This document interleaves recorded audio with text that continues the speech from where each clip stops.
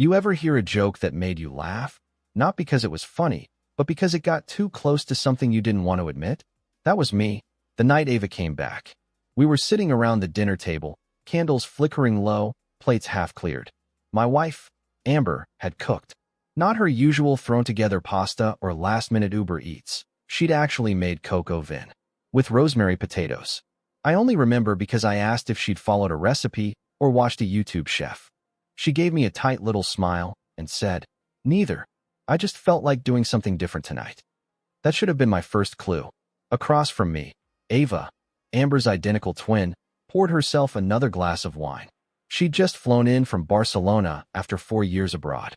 There was something about the way she moved, the way she curled her legs under her, the way her laugh came too easily, that lit a fuse I wasn't aware existed anymore. She'd always been the more impulsive one, the twin with stories, the wild side. The one who'd almost gotten me arrested for skinny dipping in college. And now she was back, looking like Amber with the volume turned up. We were on our third bottle of wine when it happened. "So," Ava said, swirling the deep red liquid in her glass. "Still the doting husband, Liam? Still wake up early to bring Amber her coffee? Still fold her laundry?" Amber smirked, not denying it. "Still refuse to use the dryer for my sweaters," she added, nudging me playfully with her knee under the table. "Hey," I said. "The label says delicate for a reason." Ava raised an eyebrow. "Adorable. You really can't tell us apart sometimes, huh?" I gave a tired smile. "Oh, I can tell." Amber laughed, but it was forced, or maybe just distant. Ava leaned forward, chin resting in her hand, and let out a low, teasing hum. "Maybe you'd enjoy a little wife swap. Just to shake things up. I could take Amber's place for a weekend. I doubt you'd even notice." There was a moment of silence, a beat too long, and then we all laughed, loud, overcompensating. But when I glanced at Amber, she didn't say a word, didn't roll her eyes or scoff, or even call her sister ridiculous. She just sipped her wine and stared at me over the rim of her glass. That laugh stuck in my throat. Later, when I was brushing my teeth, I found Amber standing in the doorway, arms crossed, wearing one of my old college t-shirts she hadn't touched in years. Her eyes were unreadable. "Do you think you'd know?" she asked. I turned off the tap. "Know what? If it were Ava instead of me? If we swapped places?" I laughed again, weaker this time. "What kind of question is that? Humor me." I studied her. "Of course I'd know. Hear you." Amber stepped into the bathroom and leaned against the counter next to me. Her voice dropped an octave. "Would you really? I mean, it's been 9 years, Liam. Same face, same voice, same everything. Could you feel the difference?" I didn't answer right away. I didn't know how. Then she smiled. It didn't quite reach her eyes. "Good night," she said softly. And she left. That night, I dreamt of a hand reaching under the sheets, small, soft, familiar. But when I looked up in the dream, the face was blurred. Amber's and Ava's features flickered in and out like a glitch. And I woke up hard, sweating, with my wife curled beside me like nothing had changed. Except something had. I just didn't know what yet. A few days later, I found myself replaying that dinner over and over in my head. The way Ava had looked at me. The way Amber hadn't corrected her. The way something inside me had stirred, something I hadn't felt in a long time. It wasn't just about sex or curiosity. It was about attention. Amber and I, we weren't in trouble, exactly. But we'd become predictable. Her kisses were pecks. Her touch habitual. Conversations started fading after "how was work" and ended with a distracted nod before sleep. Comfortable. Safe. But dull. With Ava back, it was like someone cracked a window in a stuffy room. She challenged me, teased me, noticed me. She asked questions that Amber hadn't in years. Hell, she looked at me like I was still the man worth chasing. And maybe, just maybe, I looked back. 1 week later, the three of us sat down to dinner again. This time, Thai takeout, more wine. I was loosening up, laughing too easily at Ava's stories about ex-lovers and long nights in foreign cities. Amber just watched, fingers curled loosely around her wine glass. Then, she said it. "Let's try something," Amber said suddenly, cutting Ava off mid-sentence. "An experiment." Ava tilted her head. "I'm listening." "Let's play a game," Amber said. "A trust experiment." I raised an eyebrow. "Like what?" She turned to me. "For 1 weekend, Ava will pretend to be me. And you won't know when it starts. Or when it ends. Just instinct. Feel the difference. You think you'd notice, right? I stared at her, unsure if she was serious. You're joking, I said. Amber smiled. Am I? Ava's grin widened. Ooh, this just got interesting. Amber stood, taking her empty glass to the sink. Love is instinct, she said over her shoulder. You'll feel it, or you won't. That night, we didn't talk about it again. She kissed me goodnight, a real kiss, deep and deliberate, like she hadn't kissed me in years. And I fell asleep wondering if I was being tested, punished, or invited.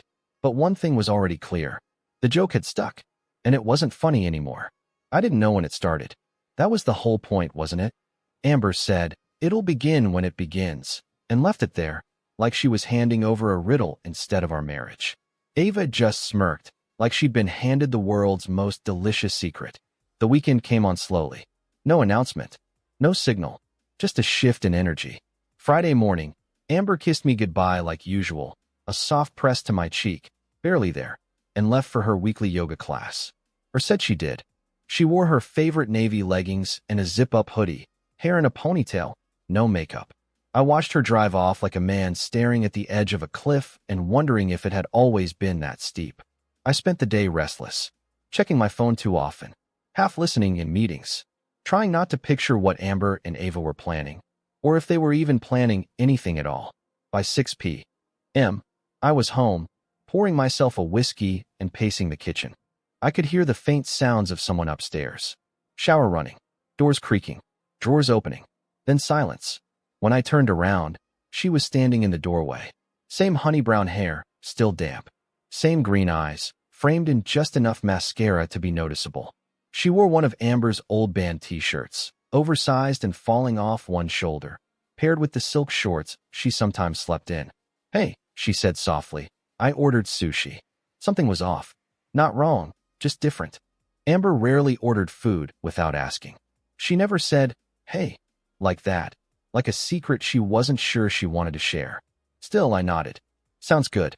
She padded barefoot into the living room and curled up on the couch. I followed, still unsure if I was sitting with my wife or her sister.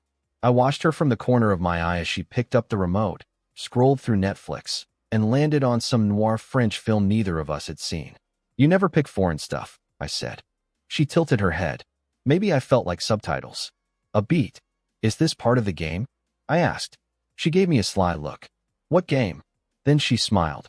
A full smile, slow and bold. The kind Amber hadn't worn in years. That night, we didn't have sex, but we sat closer than usual. Her leg brushed mine more than once. When the movie got intense, she curled into me, and I let her. Her body was warm and relaxed, like it belonged there, like it had always belonged there. At midnight, she kissed me, quick, teasing, just the edge of her mouth on mine. Good night, she whispered. She disappeared upstairs, leaving me on the couch, heart pounding like a goddamn teenager.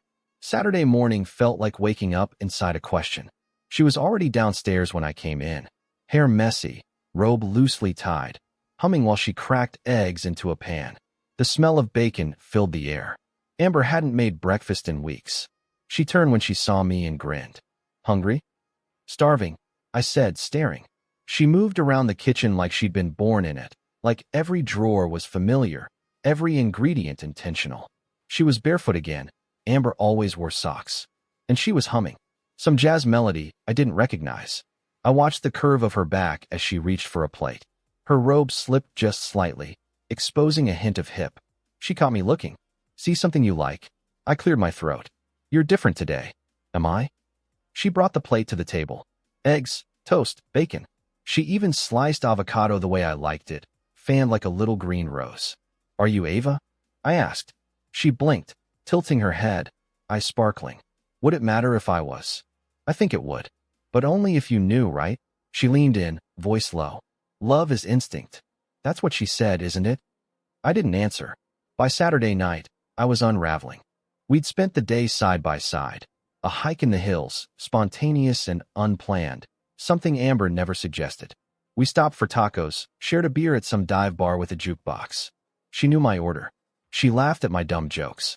She touched my arm when she talked.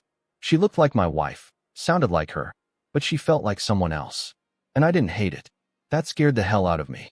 Back home, she disappeared into the bathroom. I sat on the edge of the bed, staring at my hands. Then the door opened, and she stepped out wearing one of Amber's black silk slips, the one she hadn't worn since our anniversary 2 years ago. My throat went dry. She walked over slowly, sat beside me, and traced her finger along my jaw. Her touch was gentle, intentional. "You're quiet," she whispered.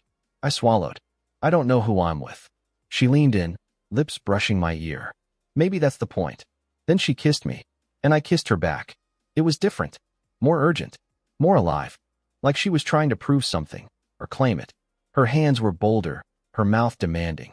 She moved like she wanted to be memorized, and I let her. We didn't speak after, just curled into each other, breathless and silent. And in the dark, I asked, "Are you her?" No answer, just a slow kiss to my shoulder, and the sound of her breath evening out as she drifted off. I lay awake, heart racing, staring at the ceiling. If this wasn't Amber, why did it still feel like love? I woke to the scent of coffee, drifting in like a memory that didn't quite belong. She was in the kitchen, barefoot again, dancing softly to something playing through her phone speaker. Some bluesy guitar riff, not Amber's usual playlist. She didn't like music in the mornings. But the woman at the counter did. Wearing my white button-down, unbuttoned halfway, sleeves rolled. Hair messy. No bra. She turned when she heard me step in. "Hey, sleepyhead." I tried to smile. "That smells amazing." She beamed. "French press. I figured if we're pretending to be French film lovers now, we might as well drink like them too." I laughed, but it was cautious. "You're really committed to this role." Her expression flickered, but only for a second. "Isn't that the point?" She poured me a cup, handed it over with a kiss on the cheek. Lips warm, lingering. Too deliberate. Amber hadn't kissed me in the kitchen in months. Maybe longer. We sat down at the island. She crossed her legs under her, her bare thigh brushing mine. "So," she said, grinning, "did I pass the test?"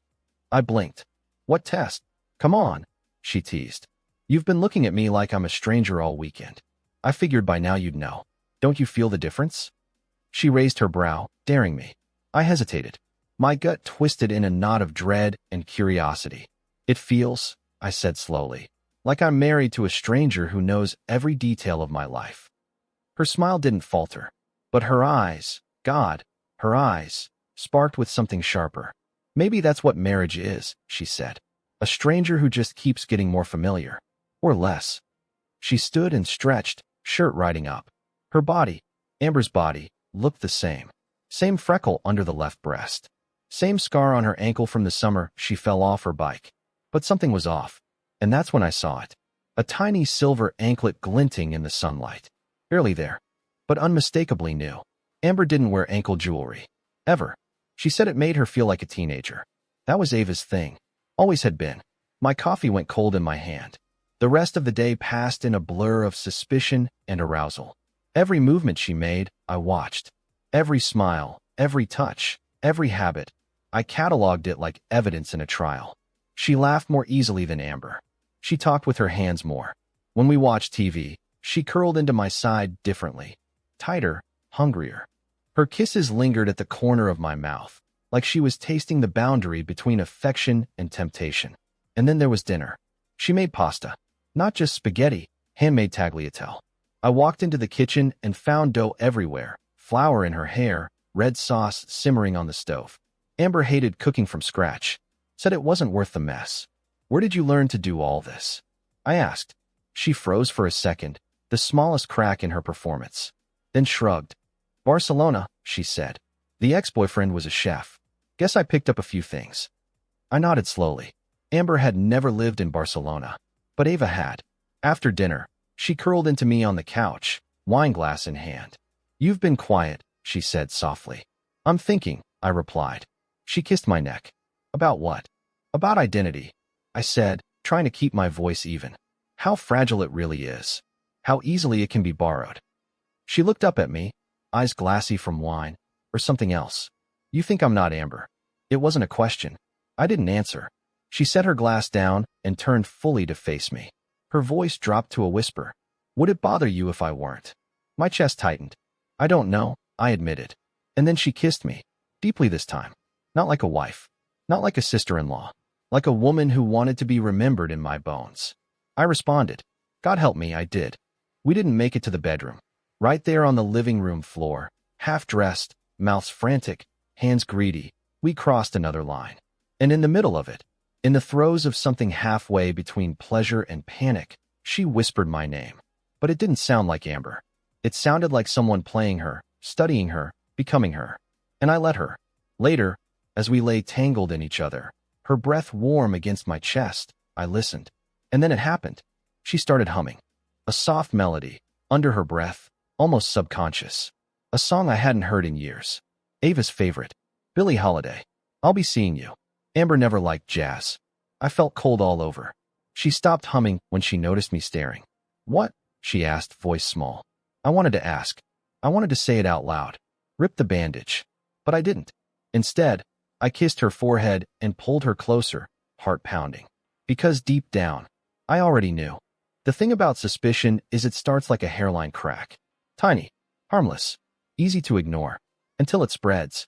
Until every glance, every word, every touch feels like a test you didn't know you were taking. Monday morning, she was in the bathroom when I walked past the open door. I paused. The perfume bottle on the counter wasn't Amber's usual. It was new, foreign looking. I picked it up. Fleur Noir, dark flower. I'd never seen it before. Amber wore clean ring. She said it reminded her of spring. I sprayed a little onto my wrist. Sharp, musky, sensual. Ava's kind of scent. The kind that didn't ask permission. She stepped out of the shower just then, towel wrapped around her, hair dripping. I looked up from my wrist. New perfume. She hesitated, only a fraction of a second. She said. Gift from a client. Her tone was casual. Too casual. Amber hated unsolicited gifts.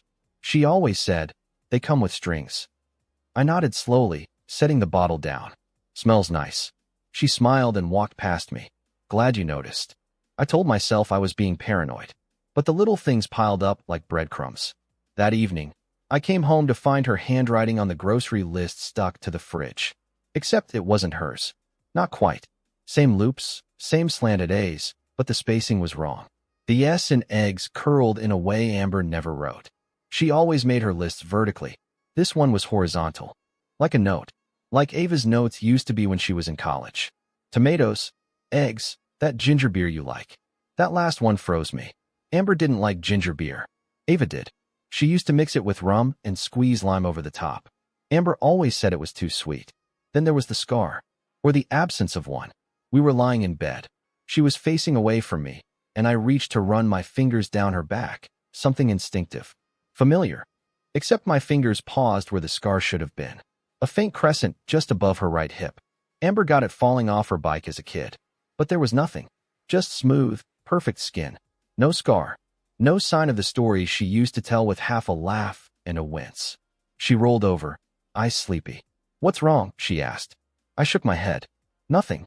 But I couldn't sleep after that. The next day, I opened her jewelry drawer while she was in the shower. I wasn't even sure what I was looking for. Proof? Closure?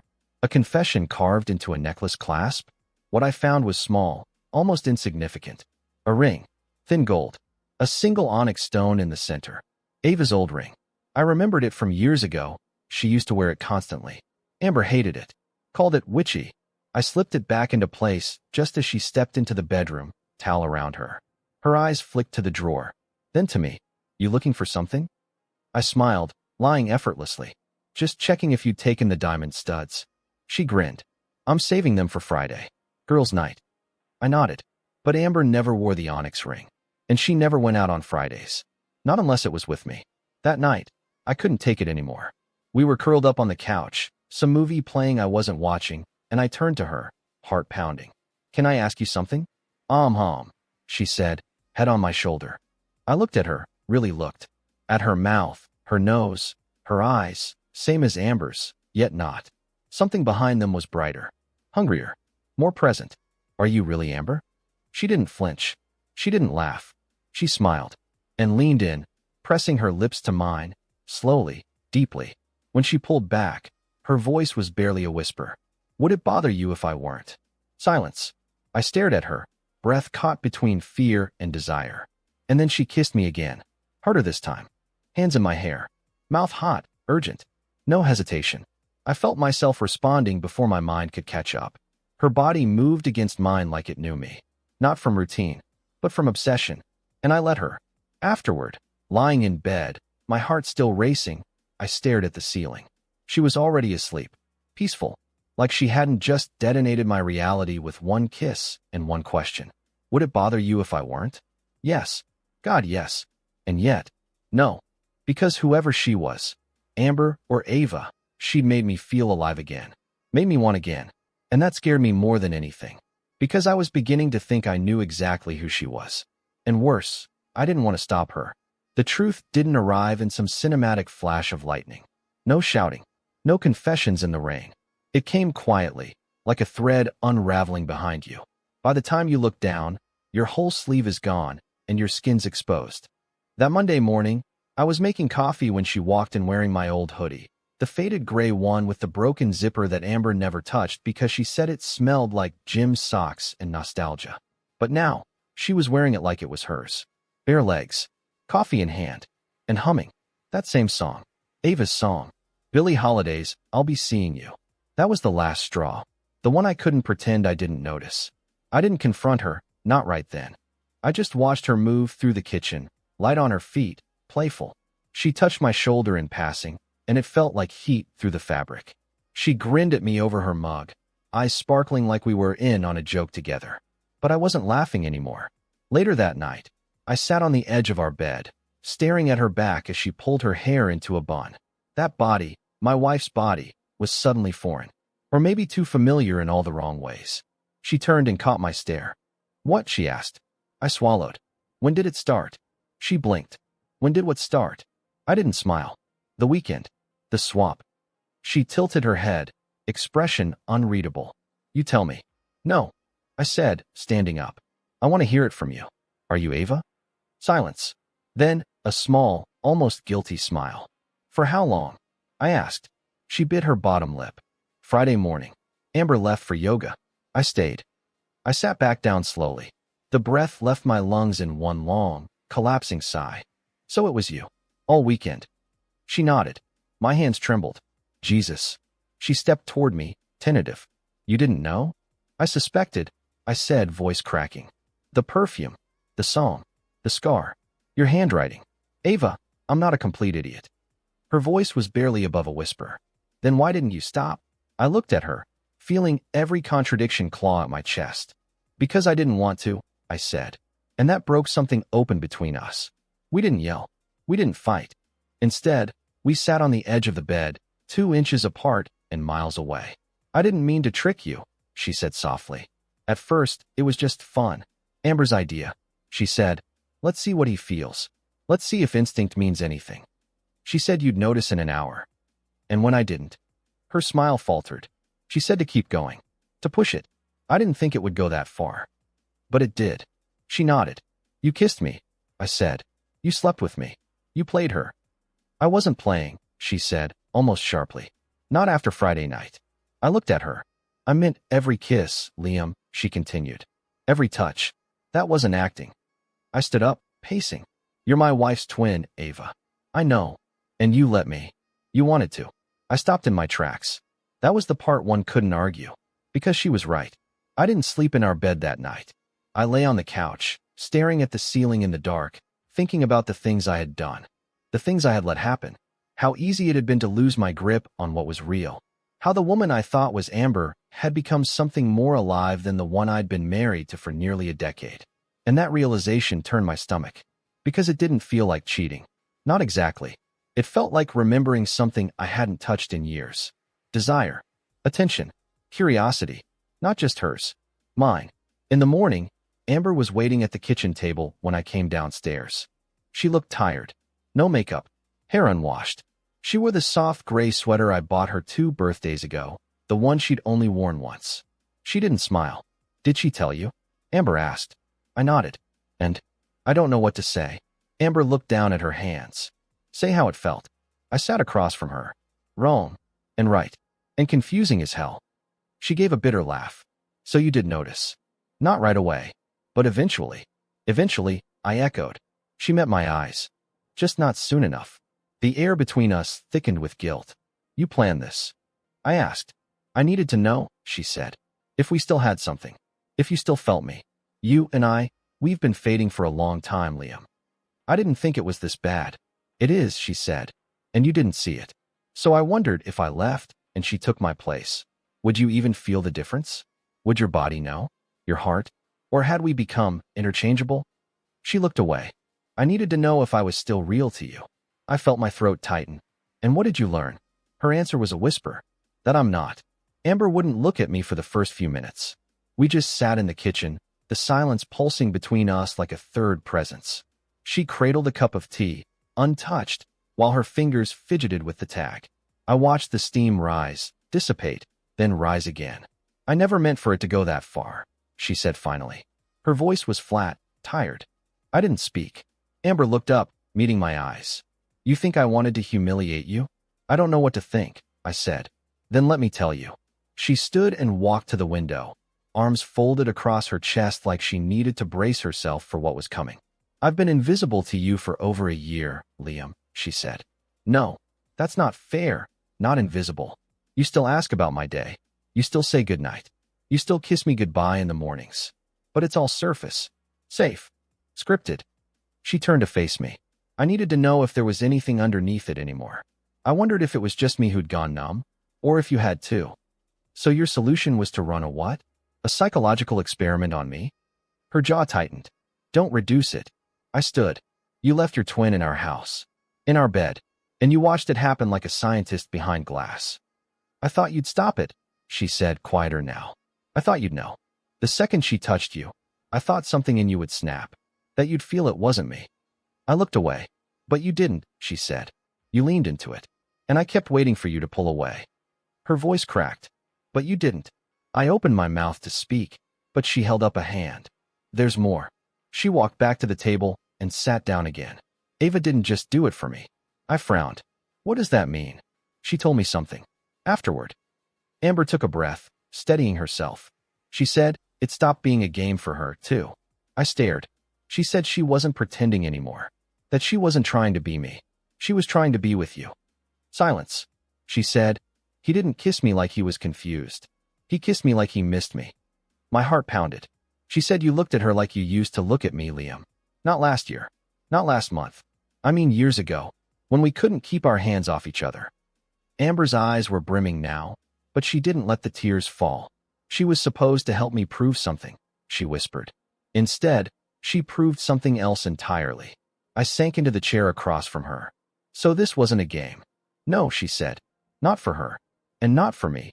Once I saw how you looked at her. My throat burned. I didn't mean to. I know. She's your sister. She is. And you what? Forgave her? Amber gave a sad smile. You don't forgive someone for falling in love. You just decide whether it destroys you. That hit harder than I was ready for. I dropped my gaze. She told me she'd walk away, Amber said softly. Said she'd disappear if I asked. But I didn't know what to say. I lifted my eyes. I love you, she said. But I'm not sure you're in love with me anymore. Not the way you used to be. And maybe I'm not that woman anymore. Maybe I can't be. She paused. And maybe that woman you saw this weekend was someone you could love again. I stared at her, stunned. You're saying this like you'd be okay with it, I said. With us. With me. And her. Amber let out a laugh, short, exhausted. I'm not okay with anything.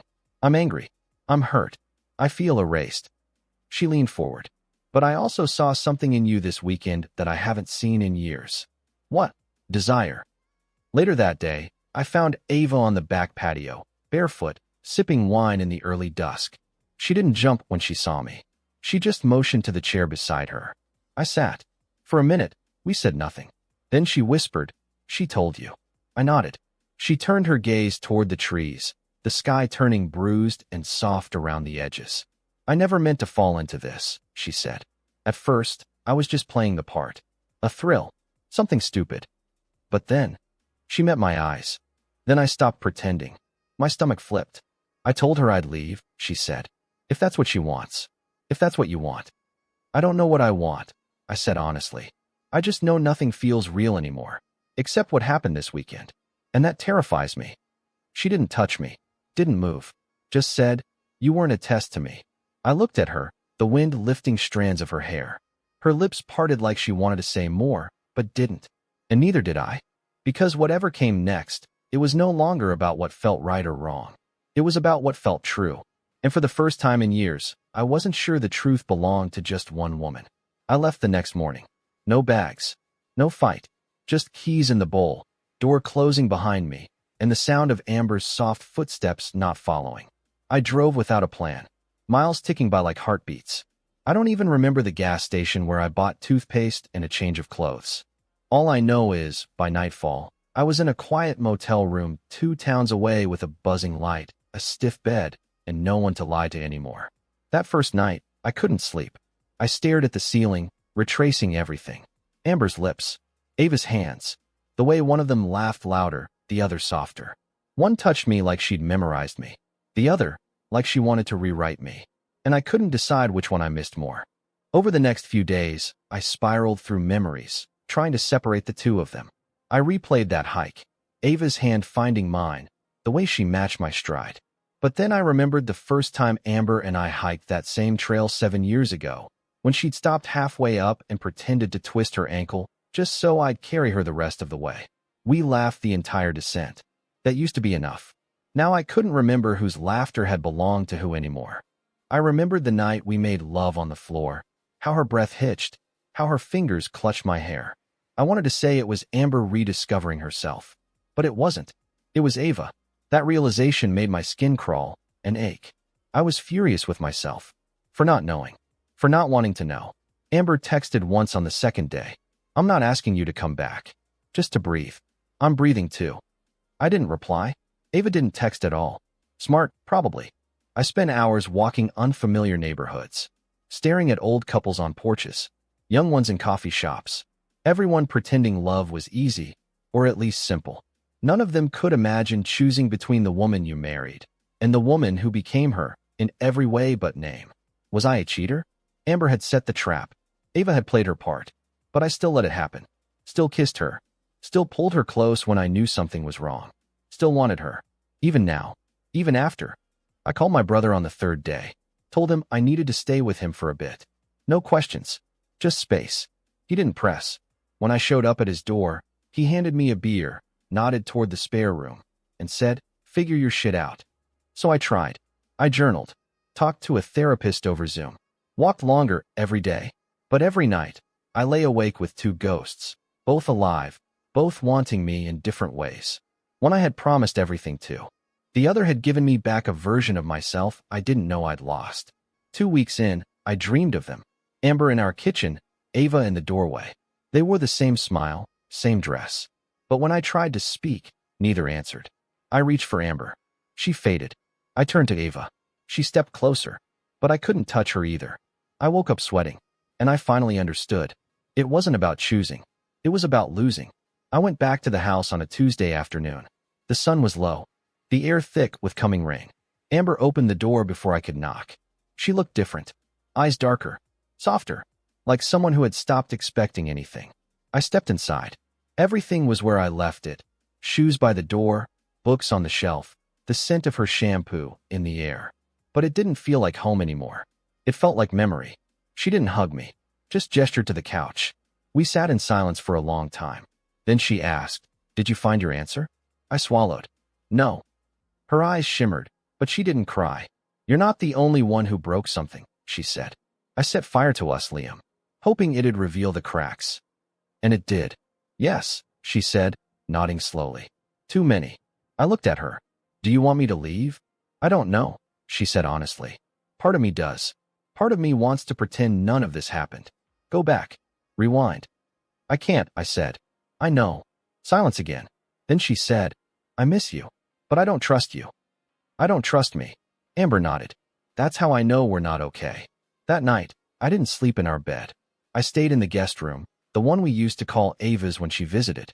The sheets smelled like lavender and dust. At 2 a.m., I stood in the hallway between the 2 rooms, unsure which door I belonged behind. And that was when I realized something even worse than betrayal had happened. I wasn't in love with Amber anymore, and I didn't know when that stopped. Amber texted me on a Sunday afternoon, for weeks after everything fell apart. "Come over tonight. Just to talk. Ava's here." No punctuation. No heart. No smiley face. Just clinical. Careful. Like the words were stepping across thin glass. I stared at the message for a long time. Then I typed back. Okay. When I pulled into the driveway, I had to sit in the car for a few minutes, breathing through the weight in my chest. The house looked the same, but it no longer felt like mine. I walked up slowly, half expecting the door to be locked, to find it all a mistake. But it opened before I could knock. Amber stood there, barefoot, no makeup, wine glass in hand. Her eyes swept over me like she was measuring what had changed, maybe trying to decide if she missed any of it. She didn't smile, but she didn't close the door either. I stepped inside. Ava was in the living room, sitting cross-legged on the floor beside the coffee table, a bottle of red uncorked and breathing between two more glasses. She wore a gray sweater, loose, off the shoulder, and black jeans. Her hair was tied up, messy and soft. She looked up when I entered. No grin, just a nod. Hey, hey. I stood awkwardly for a moment, caught between them like a hinge. Amber gestured to the couch. Let's talk. For the first few minutes, it was exactly that. Talking. Flat and quiet. We touched on safe ground. Therapy, space, the logistics of mail still arriving in my name. Ava refilled glasses, but said little. Then the air shifted, a long pause after a question about work. And suddenly the conversation broke open like a floodgate that had held back too much for too long. Amber leaned forward, elbows on her knees. I can't stop replaying it, Liam. All of it. Every hour of that weekend. I met her eyes. I can't either. I keep wondering which laughs were mine, which touches were hers. If you ever looked at her and saw me. I did, I said. At first. But then. She nodded. Then she wasn't me anymore. Ava spoke finally, her voice steady. I never tried to be you after the second day. Amber looked at her. No. I know. That's what made it worse. Silence. Then Ava added, I'm not sorry it happened, but I'm sorry it hurt you. Amber didn't respond right away. She just picked up her glass, swirled it, and whispered, You were the first person who reminded him how to look at someone like that again. And I hate that it wasn't me. That cracked something in the room. I shifted forward. You don't know what it did to me. I've spent weeks trying to figure out if I betrayed you, or just finally admitted how empty we'd become. Amber's lip trembled. Maybe both. Ava looked between us. You both still love each other, but you don't know what to do with it. Neither of us argued. Then Ava asked softly, So why did you invite me tonight? Amber hesitated, then turned to her sister. Because I needed to see you. Both of you. Together. Her voice was shaking now. I've hated you. I've missed you. I've wanted to scream at you and hold your hand in the same breath. But mostly, I couldn't stand how alive he looked when he was with you. She turned to me, and I couldn't ignore how dead we'd become. Tears welled in her eyes. I think I let it happen. The distance. The detachment. I watched you drift, and I thought he'll come back. But you didn't. She looked at Ava again. And you stepped in before I realized how far he'd gone. No one moved. The wine sat forgotten between us. And then, for the first time in weeks, I told the truth out loud. I don't want to choose. Both of them looked at me. I've tried. I've torn myself in half trying to pick one, trying to justify which love matters more. But it's not that simple. You both know me in ways I forgot I needed. You challenge me differently. You see different pieces. I paused, heart pounding. You don't replace each other. And I don't want to pretend you do. Amber's expression broke. A tear slipped down her cheek. Ava whispered, Then what do we do with that? That night didn't end in sex. It didn't end in decisions. It ended in the three of us sitting on the floor, passing wine around like it was some ancient sacrament, unpacking every feeling we'd buried for years. Pain, longing, fear, regret, love. There were tears, laughter. One moment when Amber touched Ava's hand and didn't pull away. We stayed like that for hours, until our words ran out, until the silence felt full, not heavy. At one point, Amber looked at me and said quietly, Maybe this worked because it broke everything open. Maybe we were too careful for too long. Ava nodded slowly. Maybe honesty's messier than we thought. I reached for their hands, one on each side. I'm still scared, I said. Amber replied, Me too. Ava whispered, Good. And for the first time since that weekend, I didn't feel split in two. I felt whole. But we all knew, whatever came next, it wouldn't look like anything we'd seen before. It didn't happen like a fantasy. No dimmed lights. No soft music. No choreographed confession of desire. It happened on a Thursday night, 2 weeks after the talk, in Amber's kitchen. Leftover wine, 2 empty takeout boxes, and all three of us still pretending not to be orbiting something unspoken. We've been doing this for days. Late dinners, shared silences, accidental touches that lasted too long. Like circling a fire, daring it to catch. And it finally did. Ava stood to grab another bottle from the counter, brushing past me, just a little too close. Her hip touched mine. Not an accident. Not anymore. Amber saw it, held her glass a little tighter, said nothing. Ava returned and sat beside her, pouring the wine with slow hands, watching the glass fill like time stretching. I keep thinking about that weekend, Ava said suddenly. Amber didn't look at her. You said you wouldn't bring it up. I said I wouldn't lie about it. Amber was quiet. Then, so don't. I didn't feel guilty, Ava said. Not then. Not until I saw your face afterward. I shifted in my seat, heart thudding. Amber stared into her glass. Because it wasn't guilt you felt. It was envy. Ava blinked. What? Amber turned to her. You wanted what I had. And I wanted what you had. We just broke everything trying to get it. The silence after that was thick enough to choke on. Then Amber looked at me. I loved you enough to let someone else remind you what that felt like, she said. And I hate that I did. She turned back to Ava. And I hate that you loved him back. Ava's eyes glistened. I didn't mean to. I know, Amber said. That's what makes it worse. I stood. Couldn't sit still anymore. My chest was a battlefield. Stop, I said. Both of you. You keep trying to blame each other. But this happened because we let it. Because all of us wanted something we couldn't name. Amber met my eyes. So name it. I opened my mouth. Closed it. Then said, connection. Not roles. Not titles. Not versions of who we used to be. Just this. This messy, impossible thing between us. They were both silent. Then Ava stood too. Then stopped running from it. She stepped toward me, and I felt it in my bones, the gravity, the hunger. Her hand slid to my chest, warm through the fabric. I didn't pull away. Then, gently, Amber stood too. And something shifted. She reached for Ava's hand, hesitated, then held it. Just for a moment. The smallest act of surrender. I'm not pretending anymore, Amber said. And I don't want you to either. Her eyes found mine. So if this happens, it's not a game. Not a kink. Not a revenge story. No, I said, breath shallow. It's something else. And it was. It started in the living room. Not sex. Not right away. Just touches. Ava kissed my neck. Amber slid her fingers under my shirt, slow and unsure, like she was exploring a familiar place made new. Clothes disappeared between silences. A shoulder here. A hip there. Nothing rushed. No one leading. We moved like a single breath, letting instinct replace fear. At one point, I kissed Ava's collarbone, and Amber didn't flinch. Then I kissed Amber's mouth, and Ava didn't stop me. There was no jealousy in that moment. No possession. Only permission. We ended up on the rug, limbs tangled, mouths hungry. But it wasn't about more. It was about all. Amber on my left, Ava on my right. Fingers in my hair. Teeth at my neck. Laughter, soft and ragged. I tasted them both. Touched them both. Loved them both. And they let me. They touched each other, too. Not as sisters, but as women peeling back years of tension and silence. There was something raw about it. Something holy.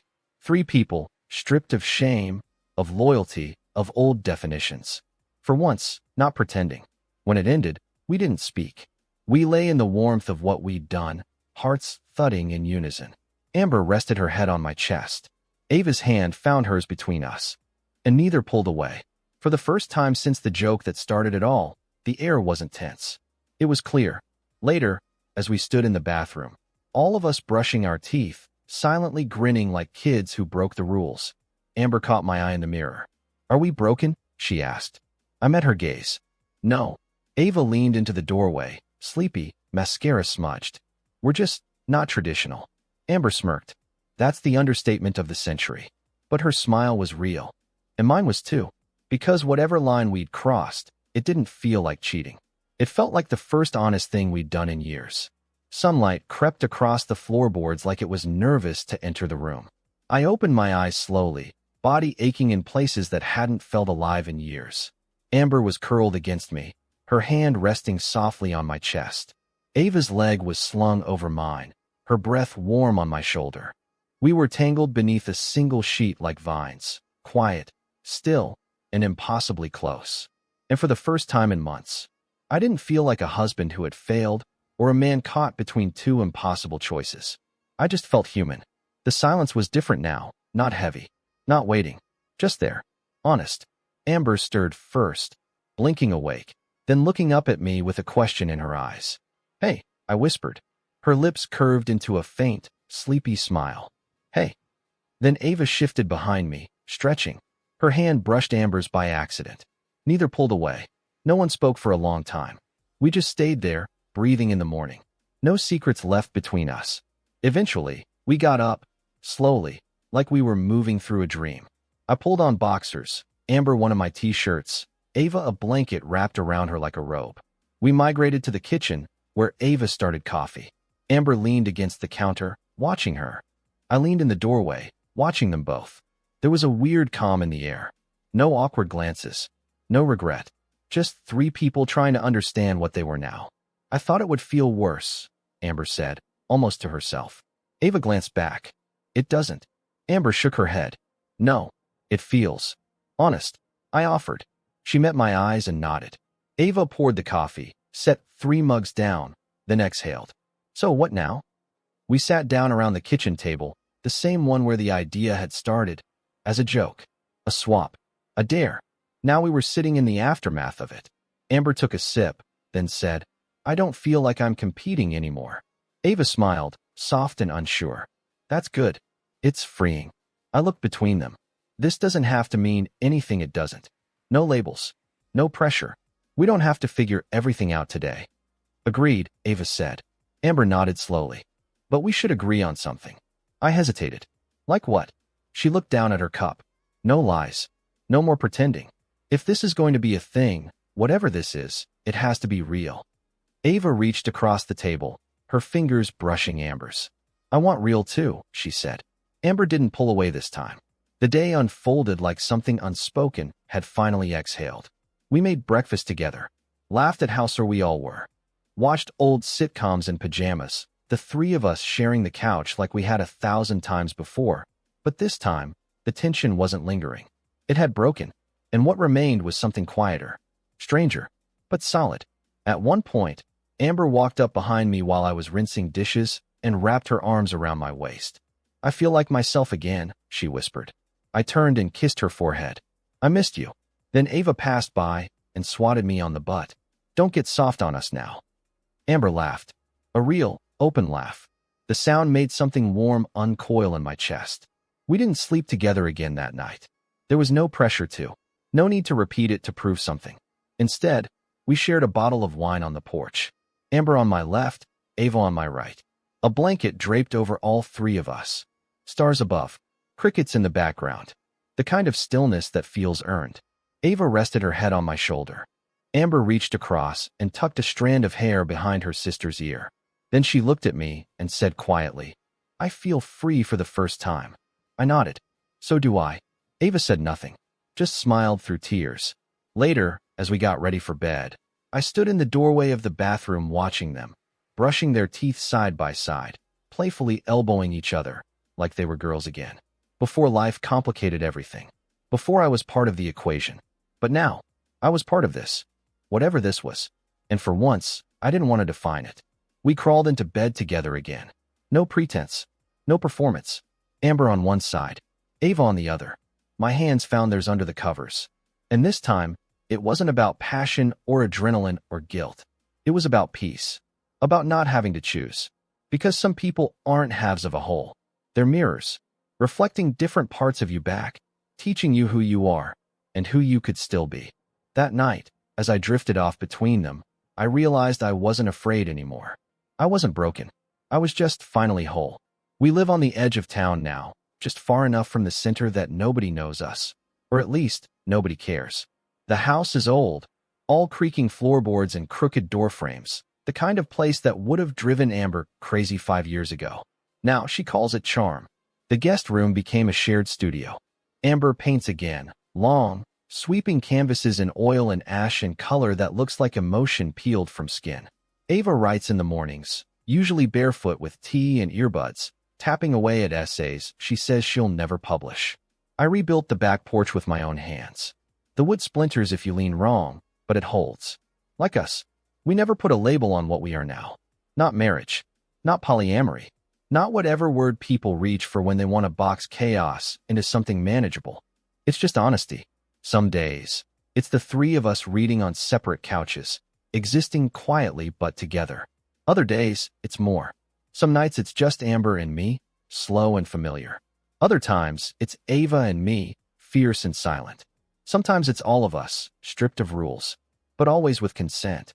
Always with clarity. No lies. No masks. That's the only thing we agreed to keep sacred.